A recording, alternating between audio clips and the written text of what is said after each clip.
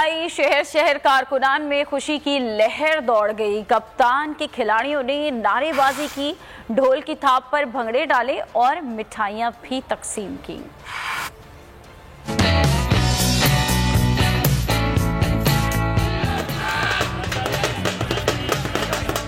इमरान खान की रिहाई, शहर शहर जश्न का समा। सरगोधा में नन्हे बच्चों का जश्न, खूब रक्स किया।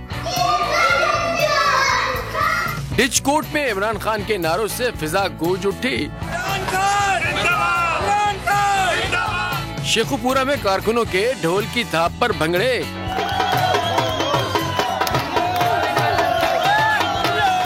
मेलसी में भी अवाम सड़कों पर निकल आए। टोबाटेक सिंह में कारकुनान ने अदालती फैसले को खुशाइन करार दिया। बिहाड़ी में पीटीआई कारकुनों का मुसरत का इजहार। मुजफ्फराबाद में चीफ जस्टिस जिंदाबाद के नारे। कौन बचाएगा पाकिस्तान?